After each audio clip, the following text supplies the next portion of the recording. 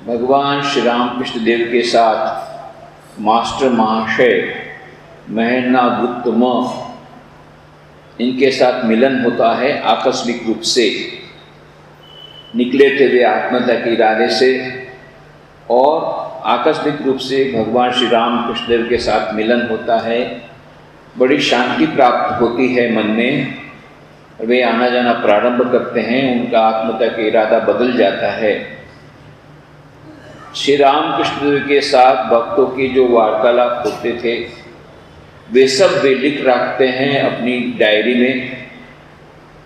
यही डायरी बाद में स्वामी विवेकानंद, माँ शारदा देवी के अनुरोध पर श्री रामकृष्ण कथामृत पुस्तक के रूप में प्रकट होती है, और फिर देश विदेश की विभिन्न भाषाओं में, हिंदी, गुजराती, तमिल, तेलुगु, मलयालम, कन्नड़, उड़िया, अंग्रेजी में उसका नाम होता है the gospel of Shri Ramakrishna, और फिर German, Greek, Russian, Dutch, French, Spanish, विविध भाषाओं में, जापानीज, विविध भाषाओं में इसके अनुवाद होते हैं। और किस प्रकार से हजारों प्रतियां इस पुस्तक की अभी तक बिक्री हो गई, लोगों ने पढ़ी, हजारों लोग आज कैसे इतने लोग हैं, कई लोग जो कि प्रतिदिन इसका पाठ करते हैं और मन में शांति का अनुभव करते हैं। कितने लोग आत्महत्या में से बच गए उसका भी हमने वर्णन किया था। वचनामृत, रामकृष्ण कथामृत पढ़ने के बाद कितने लोग बच गए आत्महत्या में से, मन की शांति प्राप्त करके। और उसके बाद जो उनके ऊपर लेख लिखा गया वचनामृत का जादू, इसको पढ़ करके, the magic of the gospel, इसको पढ़ करके फिर कितने लोग बच गए ये भी बताया था। कितने कितने लोग जो कि इतने दुखी हैं कि आत्महत्या का इरादा उनका हो जाता है, ऐसे लोगों के मन में भी इतनी अधिक शांति आती है वचनामृत पढ़ करके कि वे अपना आत्महत्या का इरादा बदल देते हैं। इसी से हम समझ सकते हैं कि इस पुस्तक की क्या कीमत है, इस पुस्तक का क्या प्रभाव है। और फिर हम लोगों ने कहा था कि जो श्लोक मास्टर महाशय ने कथामृत के प्रारंभ में जो लिखा वह भी कितना सुसंगत है, इसकी भी विस्तृत चर्चा हमने की थी। तव कथामृतम तप्त जीवनम कवि भी ऋडितम कल्मशापहम श्रवण मंगलम श्रीमदादतम भुवि गृहंतिये भूरिदा जना। धन्य हैं वे लोग एक कथामृत का जो पान करते हैं। इसका आयतन अत्यंत बड़ा है, कितने सारे पात्रों का, कितने सारी समस्याओं का, कितने सारे विविध विषयों पर श्री रामकृष्ण देव की चर्चा। हमको वचनामृत मानो एक अद्भुत सागर है जिसमें आपको जो भी रत्न लेना हो वो मिल सकता है। अद्भुत वह आयतन उसका है। किस प्रकार से कितने कितने लोगों ने इसकी बुरी बुरी प्रशंसा की। स्वामी विवेकानंद ने कहा, मास्टर महाशय को पत्र लिख करके कहा, the Socratic dialogues are Plato all over, but you are entirely hidden. The dramatic part is excellent, is infinitely beautiful. कहते हैं कि जो सोक्रेटिस के डायलॉग जो प्लेटो ने लिखे उसमें प्लेटो की गंध आती है, मानो प्लेटो की स्टाइल है उसमें। परंतु यहाँ पर जो रामकृष्ण देव कथामृत में जब रामकृष्ण देव बोलते हैं तो ऐसा लगता है मानो रामकृष्ण देव साक्षात हमारे साथ बोलते हैं। आप नेपथ्य में हैं, अपने आप को छुपा के रखा है, और नाम भी रखा गुप्त। उनका नाम ही था गुप्त, महेंद्रनाथ गुप्त। तो गुप्ता से गुप्त कर दिया उन्होंने, और फिर गुप्त भी सचमुच में गुप्त रख करके केवल म रखा। लेखक कौन? म। अरे म कोई लेखक होता है? पर हमेशा एम के नाम से ही जाने जाते थे। एम काका साहब कालेलकर बहुत सुंदर उन्होंने किताब लिखी हिमालय में प्रवास, उसमें भी उन्होंने कहा कि एम गॉस्पेल के एम को मिलने की बड़ी आशा थी, बड़ी इच्छा थी, इसलिए मैं एम को मिलने गया था। नहीं, कौन है एम? किसी को पता नहीं एम, पर एम है महेंद्रनाथ गुप्त। म करके लिखते हैं। तो अपने आप को छुपा करके रखा, और इसीलिए श्री रामकृष्ण देव मानो हमारे साथ बातचीत कर रहे हैं, ऐसा हम पर प्रभाव पड़ता है। और श्री मां शारदा देवी ने कहा कि महना गुप्तमों को कहा, मास्टर महाशय को, उस दिन कथामृत का पाठ हो रहा था तो मुझे लगा मानो ठाकुर स्वयं ये बातें कह रहे हैं। ठाकुर ने ये जो बातें कही थी वो तुमने लिख के रखी, आज उनकी कृपा से वह बात अब जगत भर में प्रसिद्ध हो रही है, उसके लिए तुम यंत्र स्वरूप बन रहे हो, तुम धन्य हो।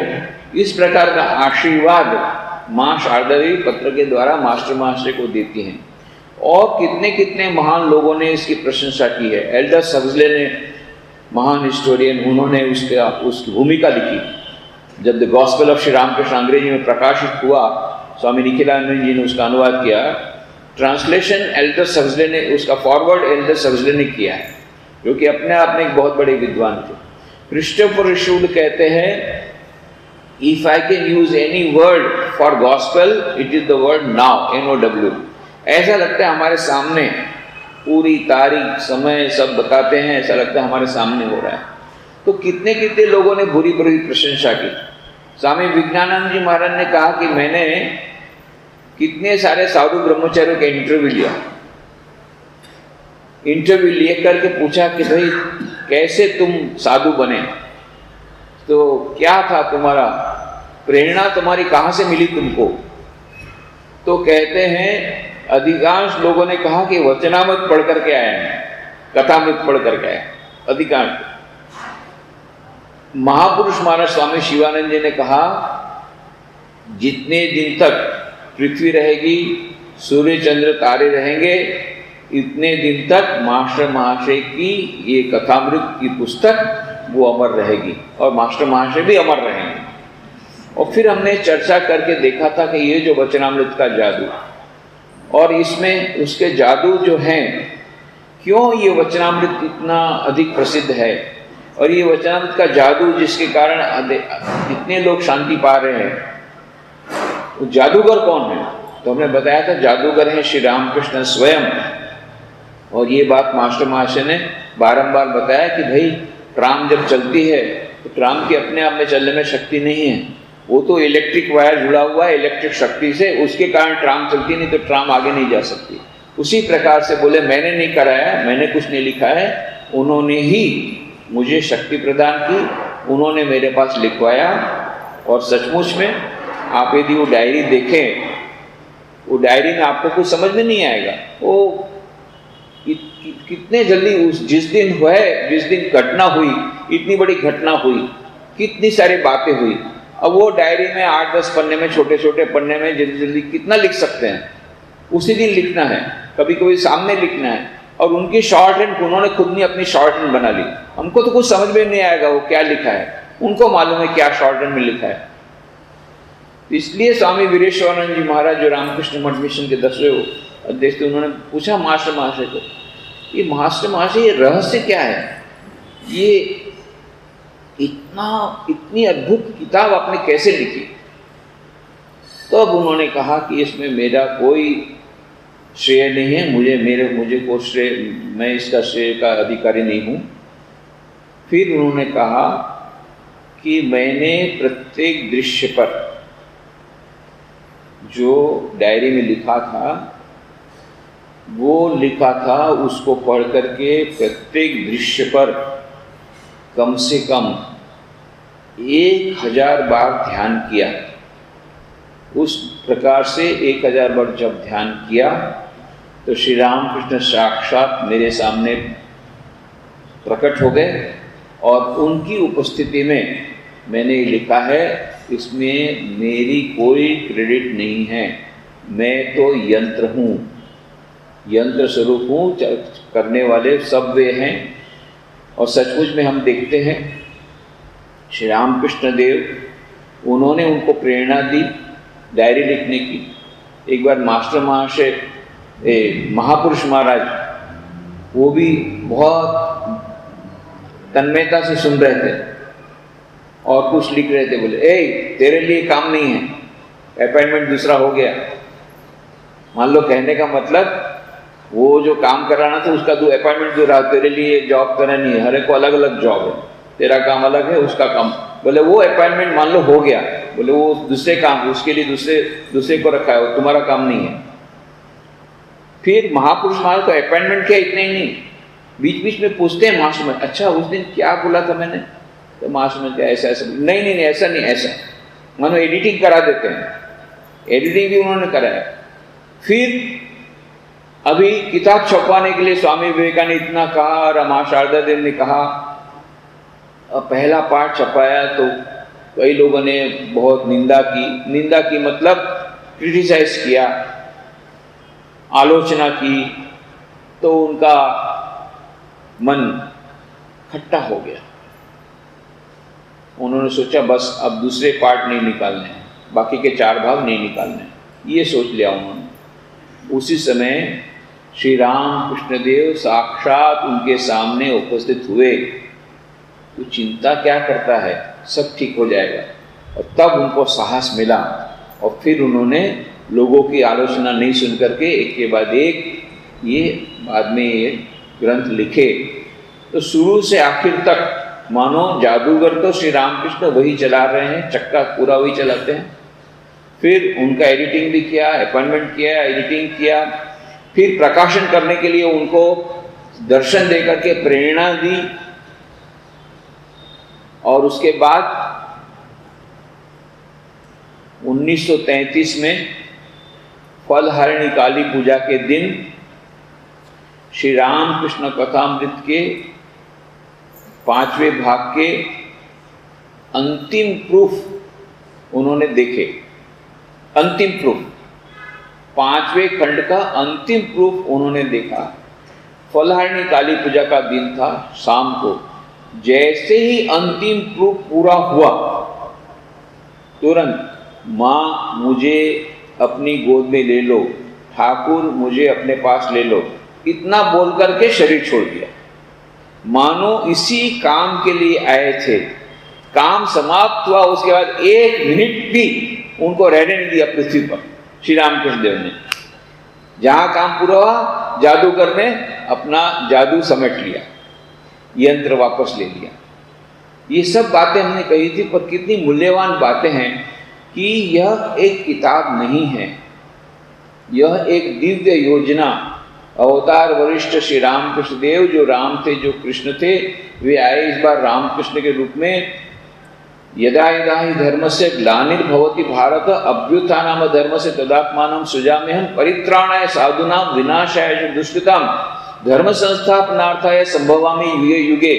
यह जो बार बार युग में आते हैं ईश्वर, जो राम थे, जो कृष्ण थे, ये आए रामकृष्ण के रूप में धर्म की पुनः स्थापना के लिए, अधर्म को शेष करने के लिए, अधर्म का नाश करने के लिए, दुष्ट जनों को नाश करने के लिए, और शिष्ट और जो सज्जन है उनकी रक्षा के लिए ये जो बारंबार आते हैं, उसी प्रकार श्री रामकृष्ण आते हैं। एक दिव्य योजना, बड़ी दिव्य योजना, जिसके अंतर्गत नरेंद्र नाथ को लाते हैं, स्वामी विवेकानंद बनाते हैं, उनको संन्यास दीक्षा दिलवाते हैं, स्वामी विवेकानंद के माध्यम से रामकृष्ण मिशन नाम की संस्था चलवाते हैं। वे ही यंत्र, वे ही रामकृष्ण देव फिर अपने साथ लाते हैं। अपने उपदेशों के संकलन के लिए एडिटर को लाते हैं, एडिट करवाते हैं, पहले उन लेखक को लाते हैं, लिखवाते हैं, एडिट भी करते हैं, ग्रंथ भी छपवाते हैं। यह एक उस विराट दिव्य योजना का एक अंग है, ये साधारण ग्रंथ नहीं है। इसीलिए यह ग्रंथ कितने लोगों को प्रेरणा दे रहा है, कितने लोगों को आज नया जीवन दे रहा है, कितने लोगों को आत्महत्या से बचा रहा है। यह साधारण ग्रंथ नहीं है, यह एक दिव्य योजना का एक भाग है। इसको इस प्रकार से हमें देखना पड़ेगा। यह दिव्य पुस्तक है और ये दिव्य पुस्तक के कारण उसका दिव्य प्रभाव है, उसके कारण इतने लोगों को मिल रहा है। फिर हमने कहा था कि इस प्रकार से प्रकाशन जगत में उसने तहलका मचाया था। जब कॉपीराइट रिस्ट्रिक्शन चले गए 1983 में, 1933 में मास्टर महाशय का निधन हुआ, लेखक के निधन के 50 साल बाद कॉपीराइट रिस्ट्रिक्शन चले जाते हैं। तो मास्टर महाशय के जो कथामृत भवन था, उनके जो उत्तराधिकारी, उनके वंशज लोग कथामृत भवन से 5 खंड में रामकृष्ण कथा निकालते थे, प्रकाशित करते थे। तब एक प्रकाशक ने कहा कि मैं वो जो 70 रुपये में 70 रुपीज़ में उस समय मिलता था, वही 5 खंड में 60 रुपीज़ में दूंगा यदि तुम हमको एडवांस में दे दो। और जिस दिन कॉपीराइट रिस्ट्रिक्शन खत्म हो जाएगा 1983 में, उस दिन आपको वो ग्रंथ मिल जाएगा। कितने रुपए में? मात्र 60 रुपीज़ में, 70 के बदले में। तब एक और ने कहा कि हम 55 में देंगे, 55 में देंगे। तो एक और प्रकाशक ने कहा कि हम वो 2 खंड में उसको निकालेंगे, 50 रुपये में देंगे। तो फिर आनंद पब्लिशर ने कहा हम अखंड संस्करण निकालेंगे, छोटे अक्षर में एक ही खंड में निकालेंगे, पूरा का पूरा छोटे अक्षर में एक ही वॉल्यूम में 25 रुपये में देंगे। तो सही पब्लिकेशन ने कहा हम छोटे अक्षर में एक ही वॉल्यूम 18 रुपीज़ में देंगे। 70 रुपीज़ उस समय के ज़माने के 70 रुपीज़, वो उस समय के ज़माने 18 रुपये में पूरा कथामृत मिलेगा। एडवांस देना पड़ेगा। इतने लोगों ने, हजारों लोगों ने एडवांस दिया। और जिस दिन कॉपीराइट रिस्ट्रिक्शन चला गया, लंबी लाइन लगी कलकत्ता में, स्टैम्पेड हो गया। पुस्तक पाने के लिए स्टैम्पेड हो गया। तब सब समाचार पत्रों में खबर फैल गई कि ये क्या बात है, ये किसके लिए स्टैम्पेड हुआ? अरे रेलवे सिनेमा की टिकट के लिए स्टैम्पेड हमने सुना है, एक धार्मिक किताब के लिए स्टैम्पेड, ये क्या बात है? ये कौन सी किताब है? और फिर द वीक मैगजीन निकलता है साउथ इंडिया से, उसने एक स्पेशल इशू निकाला, फ्रंट पेज में फोटो दिया, 2 फोटो दिए, एक श्री रामकृष्ण देव का, एक कार्ल मार्क्स का, और लिखा ऊपर में heading Shri Ramakrishna outsells Karl Marx. और भीतर में स्टोरी में लिखा कि गजब की बात है, how the religious books are thriving under the red flag. उस समय कम्युनिस्ट गवर्नमेंट थी 25 साल से। रेड फ्लैग मतलब कम्युनिस्ट लोग, कार्ल मार्क्स, ये धार्मिक किताब, धर्म को अफीम समझते हैं। It is an opium. ये धर्म को अफीम समझने वाले जो कम्युनिस्ट पार्टी जहां पर है, उस बंगाल में ये धार्मिक किताबें कैसे इतनी बिक रही है? बड़ा आश्चर्य है, इट इज अ पैराडॉक्स। और फिर कहा कि पिछले 3 साल में समस्त पूरे वेस्ट बंगाल में कार्ल मार्क्स की जितनी किताबें बिकी, उससे ज्यादा केवल 45 दिन में 45 लाख रुपए की एक ही किताब बिक गई। अरे अजब की बात है, उस समय के जमाने में 45 लाख की किताबें with in 45 days was a world record. उस समय के जमाने 1983 की बात। आज के 45 करोड़ इतनी किताबें बिकी मात्र 45 डेज में, जो कि 3 साल के कंप्लीट वेस्ट बंगाल के सभी प्रकार के कार्ल मार्क्स की सभी किताबों के बढ़कर था। इसलिए लिखा Shri Ramakrishna outsells Karl Marx. और फिर उन्होंने कहा कि it's a paradox how the religious books are thriving. फिर राइटर ने लिखा, it is perhaps that the Bengalis like to have Jyoti Basu rule in the writers building, but inside their hearts they want Ram Krishna and Ramakrishna to rule. ये उसने remark दिया। तो इस प्रकार से हमने देखा था कि इस प्रकार से ये तहलका मचा दिया एक ही किताब में। कितने बड़े बड़े विचारक सारे विश्व के, उन्होंने ये गॉस्पेल के बारे में अपने अपने मंतव्य दिए हैं। किस प्रकार से, चाहे भारत के हो महात्मा गांधी वगैरह, चाहे विदेश के हो, सभी लोगों ने इसकी बुरी बुरी प्रशंसा की है। तव कथामृतम तप्त जीवनम। हे प्रभु, तुम्हारी जो कथा है, भले वो भागवत का श्लोक है, श्रीमद् भागवत में गोपिका गीतम का एक श्लोक है, जिस प्रकार से कहा था कि गोपिकाएं अब रासलीला कर रही थी और बहुत उनको थोड़ा सा सूक्ष्म अहंकार आ गया, देखो हम लोग कितनी भाग्यशाली हैं कि नहीं हमारे साथ वह रासलीला कर रहा है, हम लोग कितनी भाग्यशाली हैं। बस छोटा सा वह एक अहंकार आया और श्री कृष्ण अंतर ध्यान हो गए। और फिर ये लोग रोते रोते पूछती हैं वृक्ष से, लताओं से, हमारे कन्हैया कहाँ गए, हमारे कन्हैया को दे दो, हमारे कन्हैया को दे दो। उसी वह जो श्लोक उसमें से एक श्लोक यह है, तव कथामृतम तप्त जीवन। हे भगवान श्री कृष्ण, तुम्हारी जो बातें हैं वो अमृत के समान है। तव कथामृतम तप्त जीवन, तप्त जीवों के लिए अमृत समान है।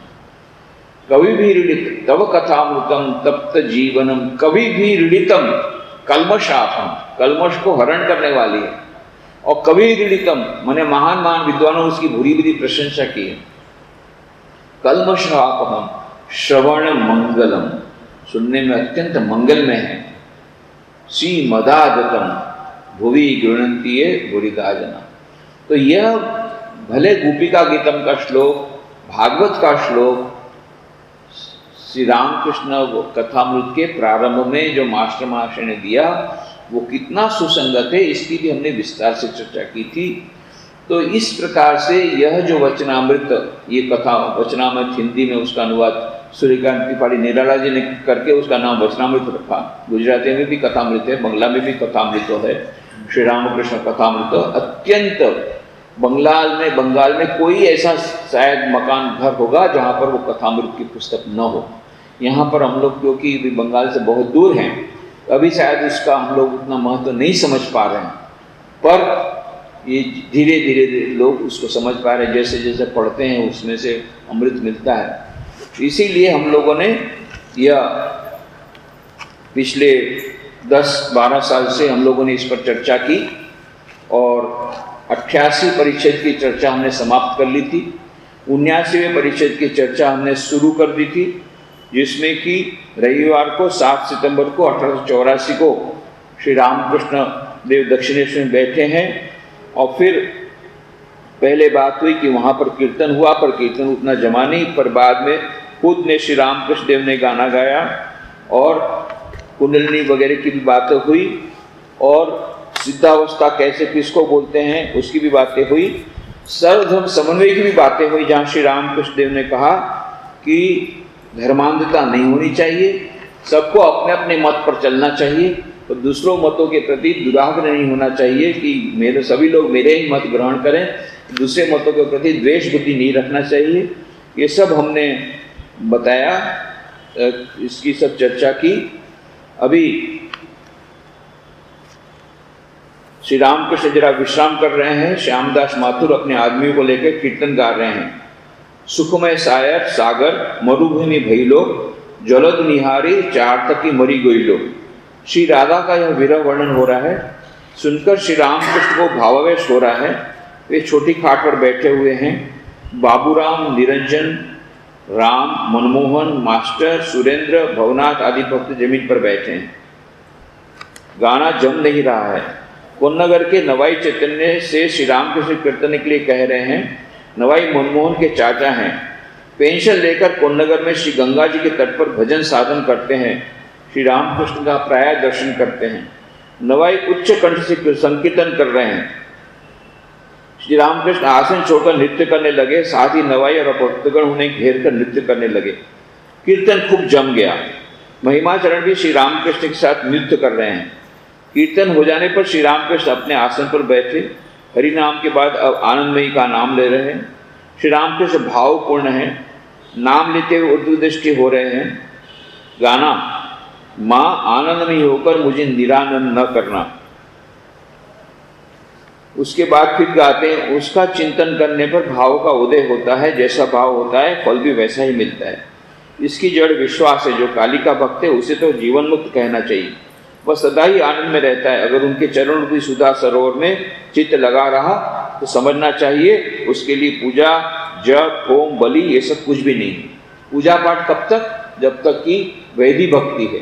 जब पराभक्ति प्राप्त हो गई तब ये पूजा पाठ की आवश्यकता नहीं। यह श्री रामकृष्ण ने 3-4 गाने और गाए। अंत में जो पद उन्होंने गाया उसका भाव है, मन आदरणीय श्यामा माँ को यत्नपूर्वक हृदय में रखना। तू देख और मैं देखूं, कोई दूसरा उन्हें न देखने पाए। जो तो ने हृदय देखो आदरणीय श्यामा मारे, तू ही देख आरामी देखी, आज जनों क्यों ना देखे। बहुत ही सुंदर वह बंगला भजन है। यह गान गाते हुए श्री रामकृष्ण जैसे खड़े हो गए। माता के प्रेम में पागल हो गए। आदरणीय श्यामा माँ को हृदय में रखना, यह इतना अंश बारंबार भक्तों को गाकर सुना रहे हैं।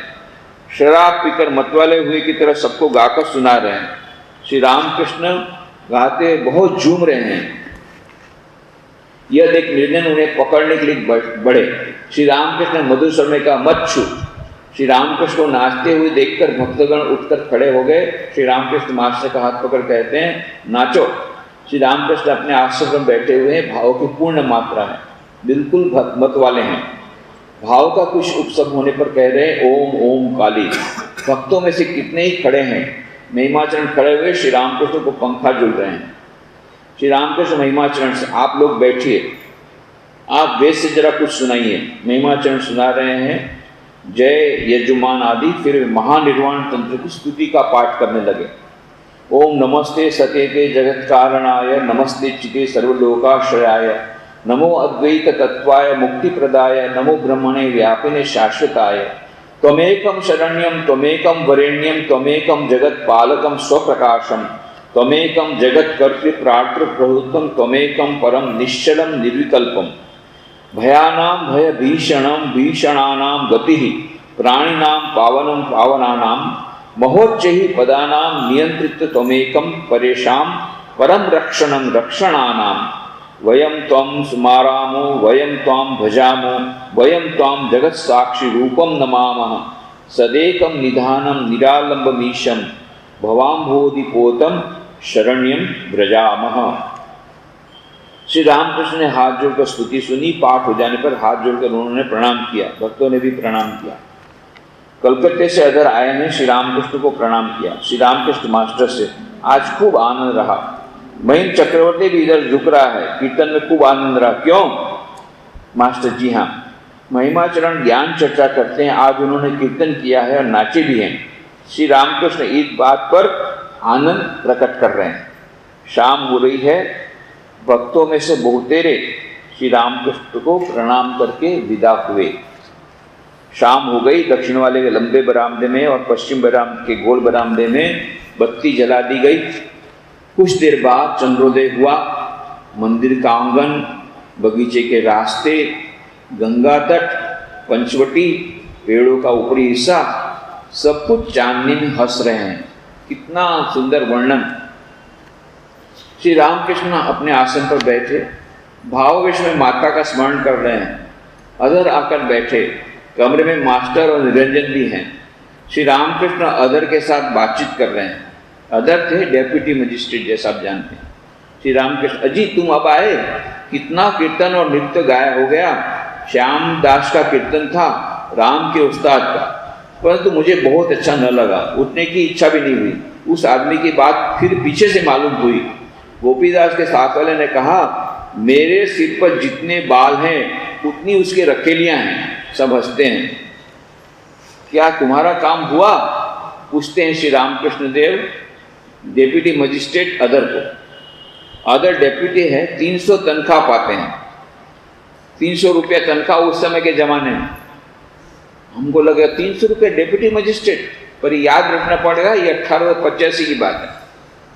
श्री रामकृष्ण देव की सैलरी थी 5 रुपया महीने और साल में 2 धोती जोटा एक्स्ट्रा मिलता था, DATA के हिसाब से, जो भी समझो।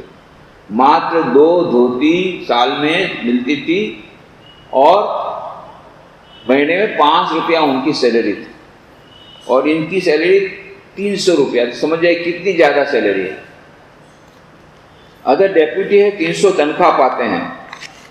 उन्होंने कलकत्ता 30,000 समझ लो अप्रॉक्सीमेटली, 30,000 भी नहीं, अभी डेप्यूटी मजिस्ट्रेट का कितना हो गया, 1 लाख तो होगा। ये 300 रुपये में 1 लाख समझ जाए। उन्होंने कलकत्ता म्यूनिसिपैलिटी के वाइस चेयरमैन के लिए अर्जी दी थी। कलकत्ता म्यूनिसिपैलिटी के वाइस चेयरमैन, कितनी बड़ी पोस्ट। वहाँ 1,000 रुपये महीने की तनख्वाह है। उस समय का 1,000 रुपया समझ जाइए लाख रुपये से कम नहीं है। इसके लिए अदर कलकत्ते के बहुत बड़े बड़े आदमियों से मिले थे। श्री रामकृष्ण मास्टर और निरंजन से कह रहे हैं, हाजरा ने कहा था अदर का काम हो जाएगा, तुम जरा माँ से कहो। अदर ने भी कहा था। हाजरा तो वही टाइप का आदमी है, इधर का काम उधर, उधर का काम इधर। तो हाजरा बोलता है माँ को बोलो, सब हो जाएगा उसको। अदर ने भी कहा था माँ को बोलो ना, थोड़ा 1000 रुपये की सैलरी हो जाए। मैंने माँ से कहा था माँ यह तुम्हारे यहाँ आया जाया करता है, और उसे जगह मिलनी हो तो दे दो। क्या बोलते हैं माँ? माँ यह तुम्हारे यहाँ आया जाया करता है, अगर उसे जगह मिलनी हो तो दे दो, मिलनी हो तो दे दो। क्या करें, प्रार्थना करने को बोल रहे हैं, इच्छा नहीं हो रही है, जबरदस्ती प्रार्थना करा रहा है, तो क्या करें? मंदिर में तो प्रार्थना नहीं है, क्योंकि उन्होंने भक्ति के सिवा कोई प्रार्थना कभी की नहीं कि माँ मुझे भक्ति दो, भक्ति दो, अपने लिए कभी प्रार्थना नहीं की। अब ये अलग प्रकार की प्रार्थना, तो क्या बोल रहे हैं? उसे जगह दे दो, ऐसा नहीं, उसे जगह यदि मिलनी हो तो दे दो। परंतु इसके साथ ही ऐसे मैंने यह भी कहा माँ इसकी बुद्धि कितनी हीन है, ज्ञान और भक्ति की प्रार्थना न करके तुम्हारे पास ये सब चाहता है। वो भी कह दिया माँ को, ये भी कह दिया माँ को। बोल रहे हैं, कहने के लिए क्या करेंगे? माँ के पास भक्ति के अलावा कुछ मांगना नहीं चाहिए। दिन रात तो सबको बोलते रहते हैं। हाजरा बोलता है कि माँ के पास दूसरा कुछ प्रार्थना करो, नहीं अच्छा लगता, फिर भी करना पड़ा, तो इसलिए इस प्रकार की प्रार्थना की, यदि करना हो तो करो। और फिर दूसरा क्या कहा? कितना हीन बुद्धि है, भक्ति नहीं मांगी, ये सब जान। अदर से क्यों नीच प्रकृति के आदमियों के यहाँ इतना चक्कर मारते फिरते हो? इतना देखा और समझा, 7 कांड रामायण पढ़कर सीता किसकी भार्या थी इतना भी नहीं समझे? 7 कांड रामायण के बाद राम और सीता बोले भाई बहन। इतना रामायण की पूरी चर्चा हो गई, पूरा पाठ हो गया, रामायण पूरी पढ़ ली, बोले क्या हुआ? बोले राम और सीता भाई बहन। तो राम सीता किसकी भार्या थी, किसकी पत्नी थी, इतना नहीं समझे? 7 कांड रामायण हो गया। बारंबार बोल रहा हूं मैं तुमको, ये सब कामनी कांचन त्याग करो, ये सब माया है, त्याग करो। कुछ तुम्हारे मन में गया ही नहीं, दिल में। अदर कहते हैं संसार में रहने पर इन सब के बिना किए काम भी तो नहीं चलता, आपने तो मना भी नहीं किया था। श्री रामकृष्ण, निवृत्ति ही अच्छी है, प्रवृत्ति अच्छी नहीं। इस अवस्था के बाद मुझे तनख्वाह के बिल पर दस्तखत करने के लिए कहा था। मैंने कहा था यह मुझसे न होगा, मैं तो कुछ चाहता नहीं, तुम्हारी इच्छा हो तो किसी दूसरे को दे दो। नहीं, साइन पर रजिस्टर नहीं किया। सैलरी रजिस्टर पर कहा साइन करना पड़ेगा ना, तो ट्रस्ट है, सैलरी रजिस्टर पर साइन करने को बोला गया। बोले मैं साइन नहीं कर, मैं रुपया नहीं चाहता, तुमको देना हो तो दो, नहीं तो किसी दूसरे को दो, मैं सैलरी रजिस्टर में साइन नहीं करूंगा। इतनी पवित्रता, कितनी सात्विकता। और वहां पर कामरपुकुर में ले गए रजिस्ट्री में, वो जमीन के लिए दस्तखत करने के लिए, बोले वो मैं नहीं करूंगा, जमीन में दस्तखत मैं नहीं करूंगा। और मथुर बाबू बोले कि बाबा मेरे जाने के बाद तुम्हारा कौन देखेगा पता नहीं, ये लोग तो आजकल के संतान सब आपको जानते हैं, एक कलयुग की संतानें हैं, आपको देखेगी कि नहीं। मैंने सोच के रखा है कि आपके नाम से थोड़ी जमीन रख दूं ताकि आपका खर्चा चलता रहे। श्री रामकृष्ण देव डंडा लेकर के उसको मारने के लिए पीछे दौड़े। मथुर बाबू को भगना पड़ा, दौड़ करके भगना पड़ा बचने के लिए। इतने गुस्से हो गए रामकृष्ण, मुझे फिर से माया में फंसाना चाहता है, मेरे नाम से जमीन करेगा। मारवाड़ी को, लक्ष्मीनारायण मारवाड़ी 10,000 रुपये देने आया, उसको भी मारने के लिए दौड़े। क्या मेरे को फिर से माया में फंसाएगा? मैं पैसा स्पर्श नहीं कर सकता। हम लोग रहते तो नहीं देने के से हम लोग दंड बेहोश हो जाते हैं, नहीं देना। उनको देने के नाम से बेहोश हो गए, वहीं पर नीचे गिर गए कि वो 10,000 रुपया, उस समय 10,000 माने 10 करोड़ रुपया मिनिमम, 10 करोड़ रुपया लेकर के आया लक्ष्मीनारायण मारवाड़ी, उसको मारने के लिए दौड़े। और हम लोग नहीं देने से हम लोग मारते हैं, क्यों नहीं दिया? पर ये रामकृष्ण देव का ये अलग ऊपर। एकमात्र ईश्वर का दास हूं और किसका दास बनूं? मुझे खाने की देर होती थी, इसलिए मल्लिक ने भोजन पकाने के लिए एक ब्राह्मण नौकर रख दिया था। 1 महीने में 1 रुपया दिया जाता था, सैलरी थी 1 रुपया एक नौकर की, रसोइयों की। क्यों? खाने में देरी हो जाती थी, वो भाव में रहते थे, माँ काली की पूजा करते थे, तो ठंडा हो जाता था। तो मल्लिक ने सोचा, जो मल्लिक बाजू में रहते थे, कि तुम्हारे लिए एक रसोईया रख देता हूँ, वो तुम्हारे लिए बना के रख देगा और 1 रुपया महीने सैलरी दे देते। तो तब मुझे लज्जा हुई, उसके बुलाने से ही दौड़ना पड़ता था। खुद जाऊं वो बात दूसरी है। क्यों नहीं ले? अभी दूसरा पॉइंट है। एक तो नहीं लेते इसलिए क्योंकि काम कांचन त्याग। दूसरी बात है, बोले 1 रुपया सैलरी लिया, तब उसके बाद क्या हो गया, जब वो बुलाएगा तब जाना पड़ेगा। क्यों? एक उसके ऊपर भार चढ़ गया, इसलिए बोले कि नहीं, मैंने फिर सांसारिक जीवन व्यतीत करने में मनुष्य को न जाने कितने नीच आदमियों को खुश करना पड़ता है और उसके अतिरिक्त और भी न जाने क्या क्या करना पड़ता है। ऊंची अवस्था प्राप्त होने के पश्चात तरह तरह के दृश्य मुझे दिख पड़ने लगे। तब माँ से कहा, माँ यहीं से मेरे मन को मोड़ दो, जिससे मुझे धनी लोगों की खुशामद न करनी पड़े। जिसका काम कर रहे उसी का करो। लोग 100-50 रुपए के लिए जी देते हैं, तुम तो 300 महीना पाते हो। उस देश में मैंने डेप्यूटी देखा था, ईश्वर घोषाल को, सिर पर टोपी, गुस्सा नाक पर, मैंने लड़कपन में उसे देखा था। डेप्यूटी का कुछ कम थोड़ी होता है। श्री राम को समझा रहे हैं, डेप्यूटी की बहुत बड़ी बात है, 300 रुपये कुछ कम होता है, 50-100 भी लोगों को नहीं मिल रहा है सैलरी में। जिसका काम कर रहे हो उसी का करते रहो। एक ही आदमी की नौकरी से जी उब जाता है, फिर 5 आदमियों की नौकरी करना चाहते हो। एक स्त्री किसी मुसलमान को देखकर मुग्ध हो गई थी, उसने उसे मिलने के लिए बुलाया। मुसलमान आदमी अच्छा था, प्रकृति का साधु था। उसने कहा, मैं पेशाब करूंगा, अपनी हंडी ले आऊं। उस स्त्री ने कहा, हंडी तुम्हें यहीं मिल जाएगी, मैं दूंगी तुम्हें हंडी। उसने कहा, ना, सो बात नहीं होगी। जिस हंडी के पास मैंने एक दफे शर्म खोई, इस्तेमाल तो मैं उसी का करूंगा। नई हंडी के पास दोबारा बेईमान न हो सकूंगा। यह कहकर वह चला गया। औरत की भी अक्ल दुरुस्त हो गई, हंडी का मतलब वो समझ गई। पिता का वियोग होने जाने पर नरेंद्र को बड़ी तकलीफ हो रही है। माता और भाइयों के भोजन वस्त्र के लिए वे नौकरी की तलाश कर रहे हैं। विद्यासागर के बहुबाजार वाले स्कूल में कुछ दिनों तक उन्होंने प्रधान शिक्षक का काम किया था। अधर बोल रहे, अच्छा नरेंद्र कोई काम करेगा या नहीं? श्री राम के, हाँ वो करेगा, माँ और भाई जो हैं। अधर, अच्छा नरेंद्र की जरूरत 50 रुपए से भी पूरी हो सकती है और 100 रुपए से भी उसका काम चल सकता है।